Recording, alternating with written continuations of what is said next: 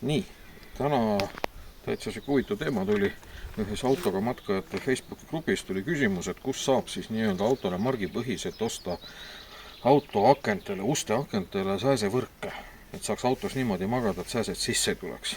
Ma käisin välja teema, kuna ma tean, et sellised võrgud on ülikallid, siis väga lihtne lahendus.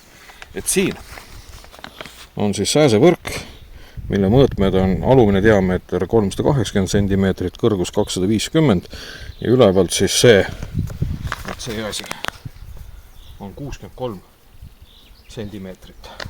Et see on odav. Selline võrk, see konkreetne on mingist netipoest, militaarpoest ostetud a la 14 või 16 eurot või midagi sükest. Vist on mõned kõige kallimad on 18 eurot. Aga näiteks, hea küll, ma teen siis reklaami, magasiini poest saab natuke rohkem kui 10 euro eest sellise võrgu. Margipõhist võrku autole ei saa. Siin on nüüd seda võrgumaterjali nii palju, et põhimõtteliselt sellega saaks ära katta auto kõik mulgud, luugid, kõik asjad. Aga kuidas?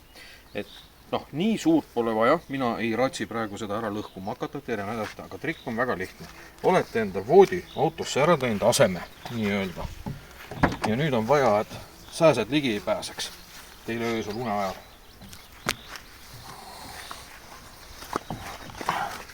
See võrk on hetkel liiga suur.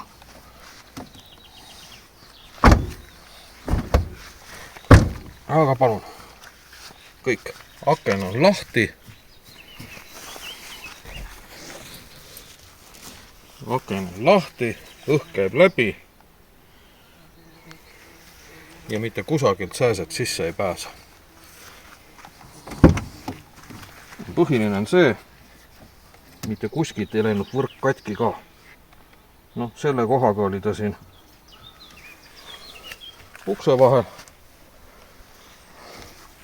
Nii kui ka kuskilt läheb, siis on see ikkagi nii odav lahendus, et mingisuguse... Seda tegelikult, vaata, sa ei pea rohkem kõrgemale ka panema, kui ju tegelikult siia. Sest see, mis ära lõhkus, oli see kinnitus. Jah, põhimõtteliselt jah. Lihtsalt, mida ma tahtsingi öelda, et selline lahendus autos magamiseks, nii putukad sisse tuleks, on kõige lihtsam ja kõige odavam.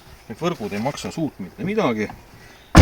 Ostate, lõikate välja sellise tüki, mis nii-öelda nagu, ütleme, et jah, vaata, kui nüüd mina näen, et oleks vaja ukse alt ka ikkagi sisse panna, sest et muidu jääb ju siit võrk lahti, kui lõigata siukene väike tükk välja.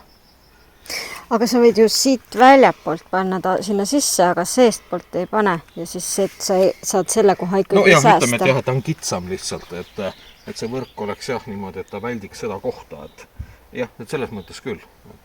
Aga ma loodan, et te saite aru, et ei olnud liiga raketiteadus, et vaadake, raketiteadus on lihtne asi, meil on vaja toru, mille ühe otsa topime kinni, teiselt poolt topime tiku otsad sisse, süütame ja ongi rakett valmis tegelikult, et mitte midagi keerulist.